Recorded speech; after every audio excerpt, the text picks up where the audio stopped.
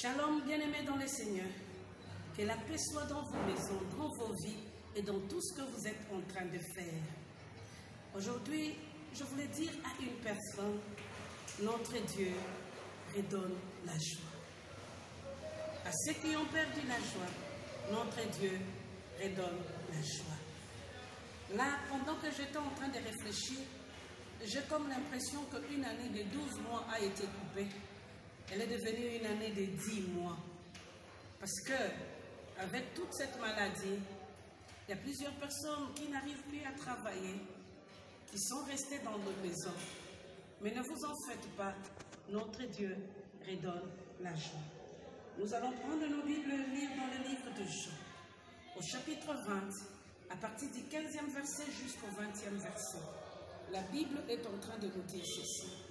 Le soir de ce même dimanche, les portes de la maison où les disciples se trouvaient rassemblés étaient fermées, car ils avaient peur des chefs juifs.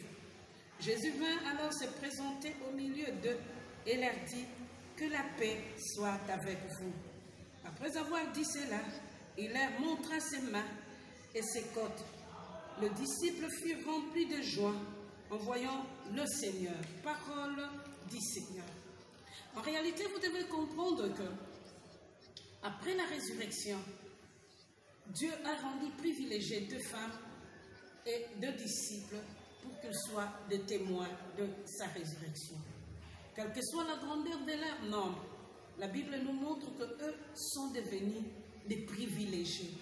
Et je suis en train de prier à celui qui nous redonne la joie de te rendre aussi privilégié par rapport à sa grâce.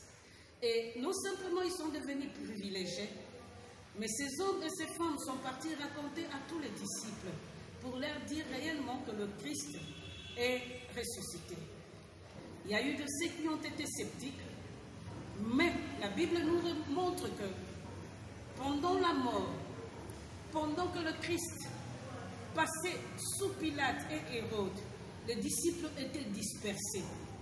Mais à la résurrection, les disciples se sont retrouvés ensemble.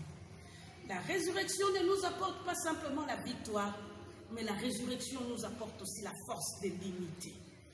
Et je prie, enfin qu'il y ait l'unité dans ta maison, l'unité dans ta famille, et que tu puisses vivre une force de l'unité venant de la part de Jésus. Et les disciples se sont mis ensemble dans une maison. Ce que j'ai aimé, ils étaient ensemble non parce qu'ils avaient envie de prier, mais parce qu'ils avaient peur. Et ces disciples ressemblent à plusieurs personnes comme nous. On est là à cause de tous les événements que nous sommes en train de rencontrer. On a peur. Et ici encore, on nous dit, oh, dans telle date, il y aura ceci, faites ceci. Mais les gens ont peur. On a déjà une peur qui s'est installée au milieu de nous. Et on a comme l'impression qu'il y a une deuxième peur qui veut s'installer. Je te dis, parmi les premiers mots que le Christ a prononcés sur ses disciples, il leur dira que la paix soit avec vous. Pourquoi? Parce que, il voulait leur redonner la joie. Je te dis, ma soeur et mon frère, quelles que soient les situations que tu es en train de vivre, le Christ veut te redonner la joie. Le Christ veut encore te restaurer, afin que tu vives une joie parfaite. Parce que ta joie ne dépend pas des circonstances, mais ta joie dépend de la personne qui est dans ta vie, dans ton cœur. Et cette personne s'appelle Jésus. Reçois la joie venant de la part du Seigneur. Pourquoi alors les disciples étaient remplis de sa joie? Parce que le Christ est réapparu au milieu d'eux. Je suis en train de me dire ici, si on me dit une personne est ressuscitée, il a été formalisé et ressuscité, je veux fuir. Pourquoi je veux fuir? Parce que, en réalité, pour nous, lorsque les morts sont partis, ils sont partis. Mais là, le Christ, à sa résurrection, il s'est manifesté encore au milieu de ses disciples. Les portes étaient fermées, mais le Christ est arrivé. Ce n'est pas parce que les gens ont fermé de bénédiction, fermé les portes de leur maison, que tu ne seras pas béni. Tu seras béni à cause de la présence du Christ. Et lorsqu'il est entré dans cette maison-là, il leur déclare la paix, c'est parce qu'il voulait montrer aux disciples qu'il était encore vivant au milieu d'eux. Le Christ ne s'est pas trompé la raison. Il est entré au milieu des disciples. Il ne se trompera pas. Il entrera dans ta vie pour changer l'histoire, mais il entrera aussi dans ta vie pour t'apporter la paix venant de sa part. Et lorsque nous parlons de cette paix, nous parlons du shalom.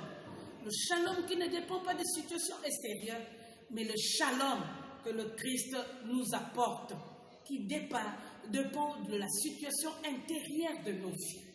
Reçois le shalom venant de la part de Dieu ce matin. Reçois le shalom bien-aimé dans le Seigneur, parce que le Christ nous a apporté le shalom. N'aie pas peur pour ton avenir, parce que la paix de Dieu surpasse toutes choses. Et non simplement la paix de Dieu surpasse toutes choses. Il leur a redonné la foi, il leur a redonné la joie, mais il leur a montré aussi la preuve qu'il est bel et bien ressuscité. Bien-aimé, ces derniers temps, tu vivras la preuve de l'amour de Dieu pour toi. N'aie pas peur. Tu vas vivre la preuve de l'amour de Dieu pour toi. Que ces preuves entrent dans ton travail. Et ces preuves-là pour les disciples, c'était de miracles.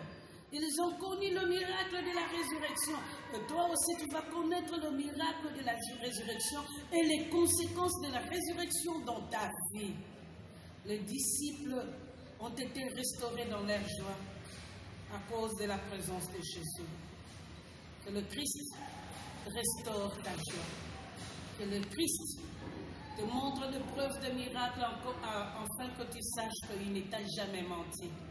Que le Christ s'élève encore dans ta vie et qu'il s'est manifesté puissamment dans le nom de Jésus. Nous disons Amen. Père, nous voulons te dire un grand merci parce qu'en réalité, tu redonnes la joie. Personnellement, j'ai besoin de revivre encore la joie dans mon cœur. La joie de mon salut, mais aussi la joie de la victoire.